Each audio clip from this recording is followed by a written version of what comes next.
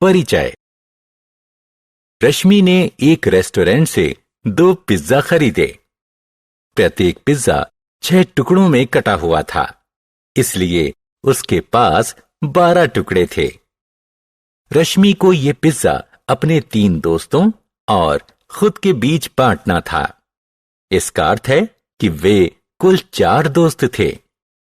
पहले उसने अपने तीनों दोस्तों और खुद को 2-2 टुकड़े दिए। उसके पास अभी भी 4 टुकड़े बच गए। उसने अपने समेत हर एक को 1 टुकड़ा फिर दिया। इस प्रकार रश्मि ने पिज्जा को सफलतापूर्वक बराबर बराबर बांटा। इस पाठ में हम भाग के बारे में विस्तार से सीखेंगे। आओ सीखें। भाग के नियमों का प्रयोग करके संख्याओं में भाग देना। भाग के प्रतीक चिन्ह को पहचानना। संख्याओं को समूह में भाग देना। गुणन के नियमों की सहायता से संख्याओं में भाग देना। 10 के गुणज से भाग देना। संख्याओं को 1 या 2 अंकों के भाजक से भाग देना। किसी भाग संक्रिया के भागफल का आकलन करना। भाग का नियम 1।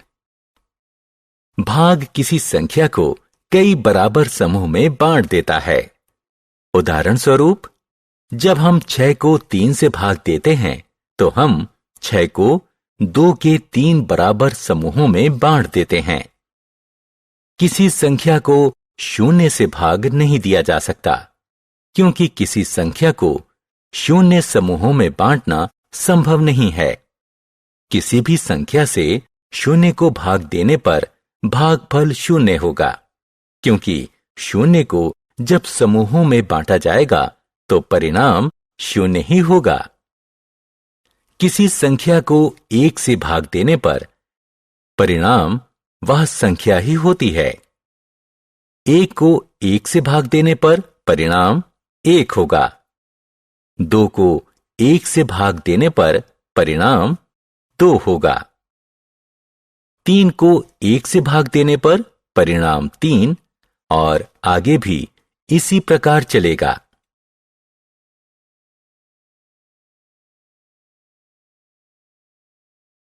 भाग का नियम 2। आइए 2 और 3 के भाग के नियम सीखें। 2 को 2 से भाग देने पर परिणाम 1 होगा। 12 को 2 से भाग देने पर परिणाम 6 होगा। इसी प्रकार 6 में 3 से भाग देने पर परिणाम 2 होगा। अब आइए 4, 5 और 6 के भाग के नियम देखें। 4 को 4 से भाग देने पर परिणाम 1 होगा। 20 को 4 से भाग देने पर परिणाम 5 होगा। 10 को 5 से भाग देने पर परिणाम 2 होगा। इसी प्रकार 18 में 6 से भाग देने पर परिणाम 3 होगा। अब 7, 8 और 9 के भाग के नियम जानने का समय है। 21 को 7 से भाग देने पर परिणाम 3 होगा। 56 को 7 से भाग देने पर परिणाम 8 होगा। 64 को 8 से भाग देने पर परिणाम 8 होगा। 72 को 9 से भाग देने पर परिणाम 8 होगा।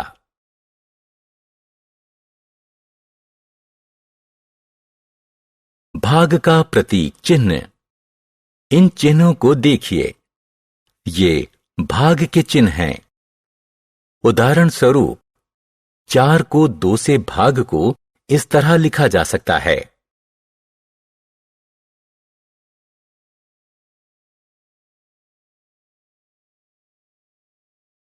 समूह बनाकर भाग।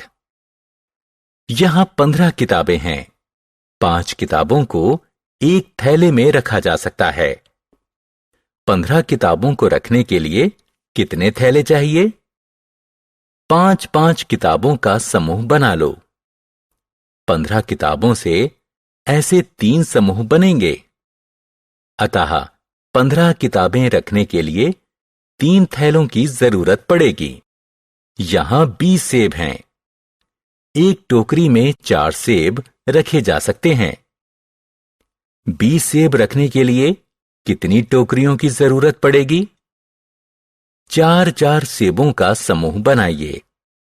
20 सेबों से ऐसे 5 समूह बनेंगे, इसलिए 5 टोकरियों की जरूरत पड़ेगी।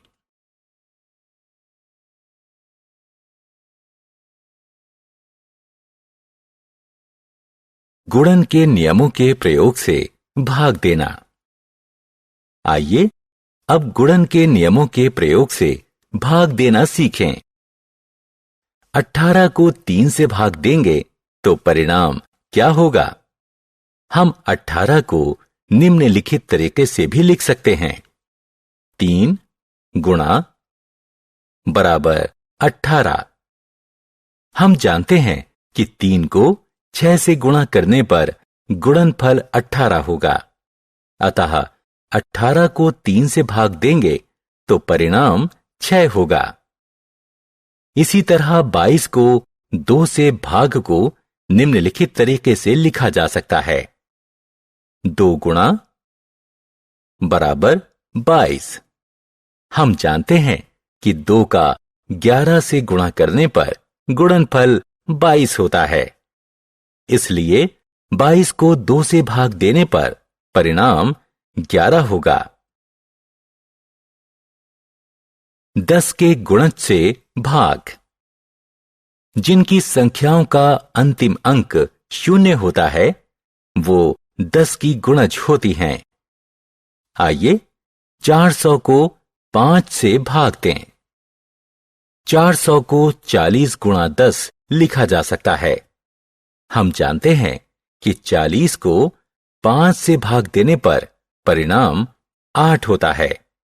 अतः 40 गुणा 10 को 5 से भाग देने पर परिणाम 8 गुणा 10 या 80 होगा। इसी प्रकार आइए 6400 को 8 से भाग देने पर आने वाला परिणाम ज्ञात करें।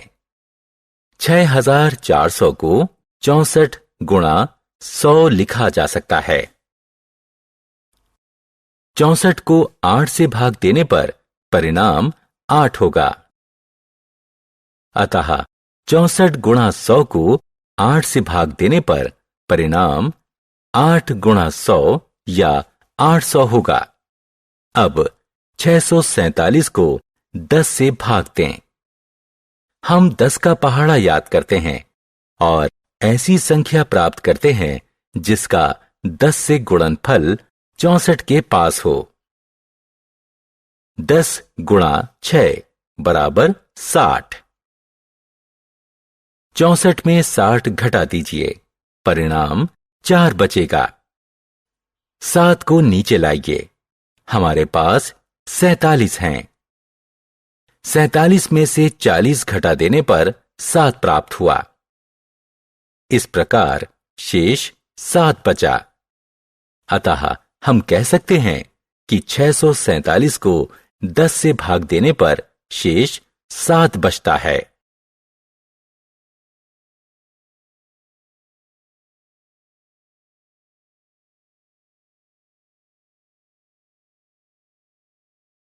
एक अंक की संख्या से भाग। आइए अब 128 को 8 से भाग दें।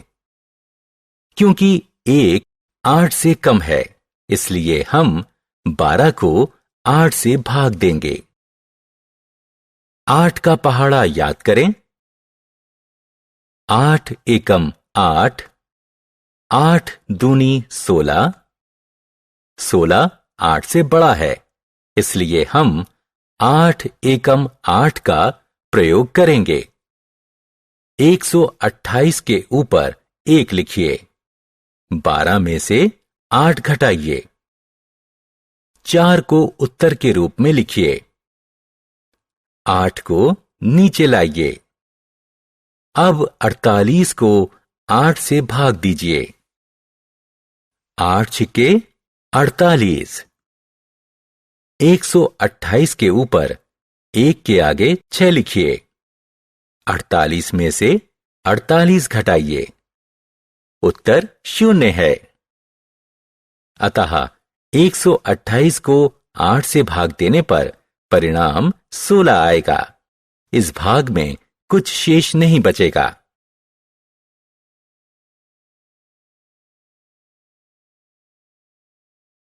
दो अंकों की संख्या से भाग। 866 को 21 से भाग दीजिए। क्योंकि 8 21 से छोटा है, इसलिए 86 को 21 से भाग दीजिए। 21 गुणा 4 बराबर 84। 866 के ऊपर 4 लिखिए और 86 से 84 को घटा दीजिए। परिणाम 2 आएगा। 6 को नीचे लाकर 26 प्राप्त कीजिए। अब 26 को 21 से भाग दीजिए। 21 गुणा 1 बराबर 21। 1 को 866 के ऊपर 4 के आगे रखिए और 26 से 21 घटा दीजिए। परिणाम मिलेगा 5। 5 शेष फल है। अतः 21 से 866 में पूरा भाग नहीं दिया जा सकता।